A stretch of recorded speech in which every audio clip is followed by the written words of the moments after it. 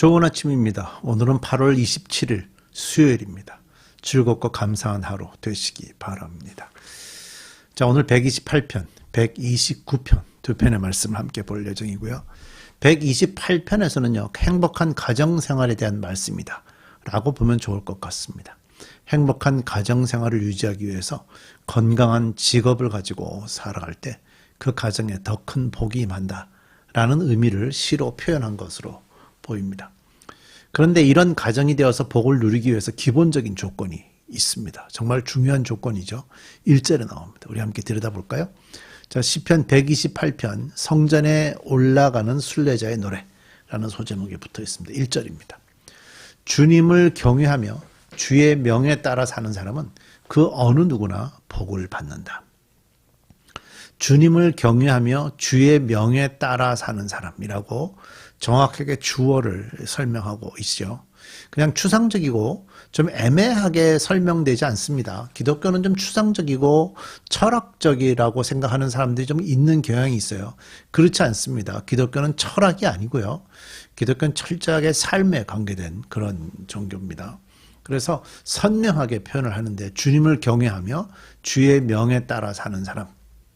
주님을 경외하고 주의 명에 따라 사는 사람이라는 말은요, 하나님을 두려워한다는 말입니다. 경외한다는 말은 하나님이 나에게 맨날 야단을 치시기 때문에 두렵다 그런 의미가 아니라 하나님이 너무 크시기 때문에 어떻게 그 앞에서 어찌할 바를 모르겠다라고 생각하는 그런 두려움입니다.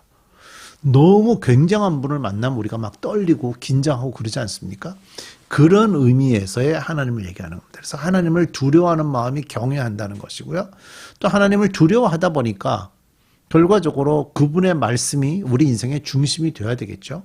그래서 우리의 그분의 그 말씀을 삶의 기준을 두고 살아가는 사람이라고 되는 겁니다. 그래서 주님을 경외하며 주의 명에 따라 사는 사람은 그 어느 누구나 복을 받는다고 그랬어요. 그러니까 그 중에 예외가 있지 않다는 거예요. 예외가 있는 것이 아닙니다.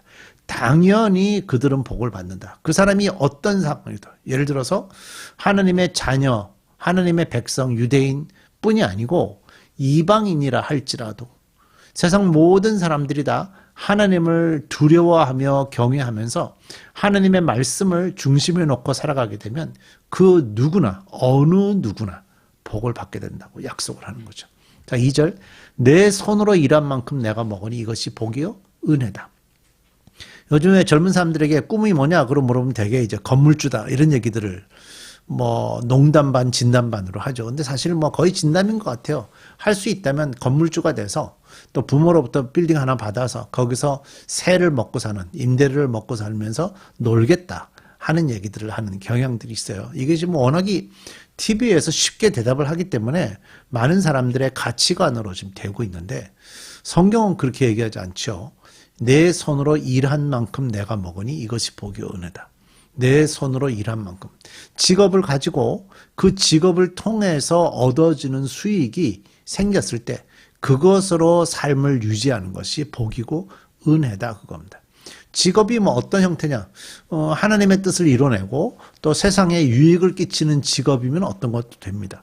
죄를 짓는 직업이 아니면 되겠죠. 그래서 노동을 한 만큼 먹는 것이 복이다.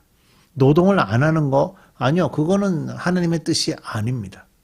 현대는 이제 노동이라는 단어를 쓰면 너무나도 좀 질을 낮게 생각하는 경향이 있죠. 때로는 뭐 공부를 못한 사람들이 하는 거다. 뭐 이런 생각들도 하기도 하고요.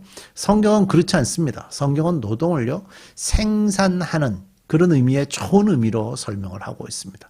노동 없이 사는 자들을 두려워하지 마십시오.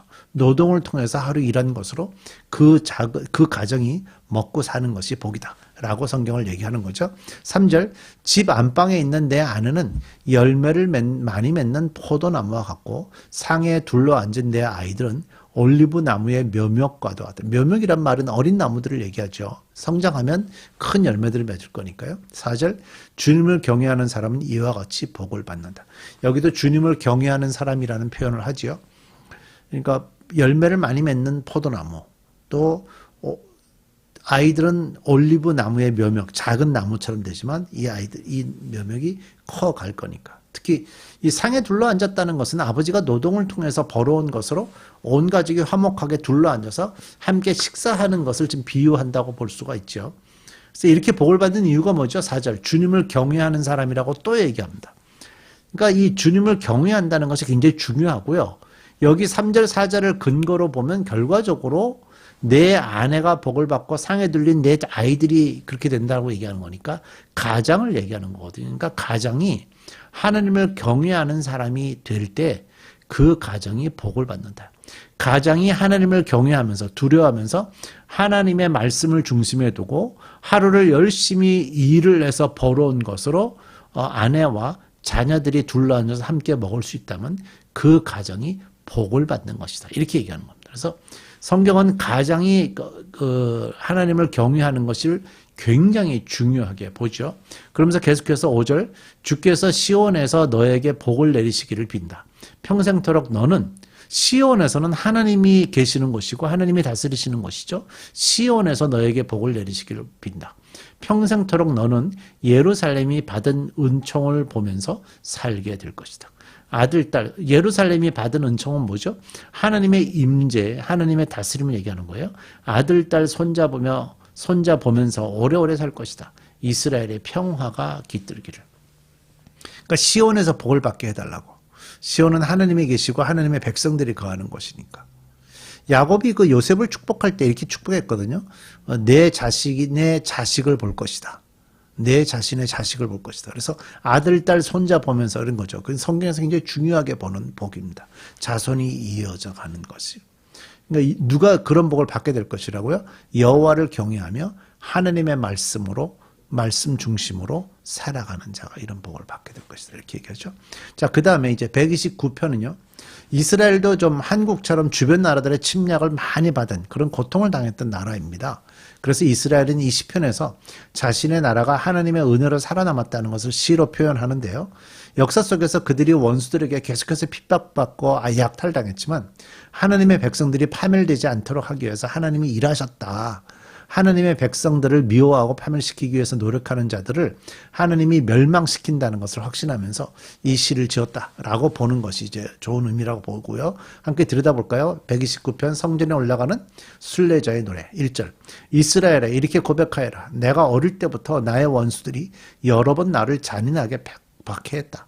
비록 내가 어릴 때부터 내 원수들이 여러 번 나를 잔인하게 박해했으나 그들은 나를 이겨내지 못했다. 원수들이 계속해서 못살게 굴었다는 거죠. 이스라엘 백성들을 못살게 굴었다는 겁니다. 근데 여기서 여러 번이라는 말이 나왔는데 여러 번이라는 말은 반복이라는 의미로 쓰죠. 근데 반복이 여러 번, 반복이 계속되면 무슨 의미가 있어요? 그것이 굉장히 양이 커지고요. 이렇게 심해진다, 깊어진다 그런 의미가 있는 거예요. 그래서 이 여러 번이라는 단어는 뭐 여러 번이라는 반복이라는 의미가 있고 크게라는 의미도 있고 많이라는 의미도 있고 깊게라는 의미도 있습니다. 그런 의미로 함께 이해를 하시면 좋을 것 같고 결과적으로 하나님의 백성들이 고통을 아주 심하게 당했다. 그러나 그들은 이겨내지를 못했다. 그런 의미로 설명하는 거죠. 3절 4절 밭을 가는 사람이 밭을 갈아엎듯 그들이 나의 등을 갈아서 거기에다가 고랑을 기리게 냈으나 자 밭을 갈기 위해서 소가 앞에서 끌면 뒤에서 깊은 그 쟁기 가지고 이렇게 파잖아요. 그거를 사람의 등에다가 비유를 하고 있으니 등이 얼마나 아팠겠어요. 등에다 그런 고랑을 내고 있으니까. 그러니까 그렇게 고통을 받았다는 거예요. 그런데도 4절 핍박이 얼마나 심했는지를 얘기하는 거죠. 그 핍박이 그렇게 심했는데 4절 의로우신 주께서 악인의 사슬을 끊으시고 나를 풀어주셨다. 그런 고통 속에서도 공의로우신 하나님이 그 악인과의 연결을 끊으시고 자신을 회복시켜 주셨다라고 고백하면서 5절 6절 시온을 미워하는 사람은 그 어느 누구나 수치를 당하고 물러가고 만다. 지붕 위에 풀같이 되어 자라기도 전에 말라버리고 만다. 여기 물러가고 만다, 말라버리고 만다라는 것을 다른 성경에서는 물러갈지어다 선포로 표현하기도 하고 물러가게 해 주옵소서 하는 기도로 번역하기도 했어요. 그러니까 이것은 좀 그런 간절한 자신의 마음을 표현하고 있다라고 좀 보여지고요. 수치를 당하고 물러가게 해달라고.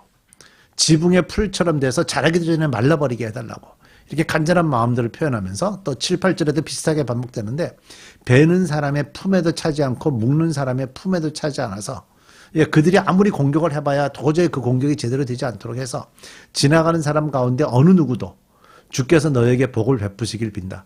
유대 백성, 하나님의 백성들을 고통스럽게 하는 이들을 보면서 하나님이 너희들에게 복을 베푸실 거야 라고 얘기하는 사람이 하나도 없고 주의 이름으로 너희에게 축복한다 하는 사람도 한 사람도 없게 될 것이다.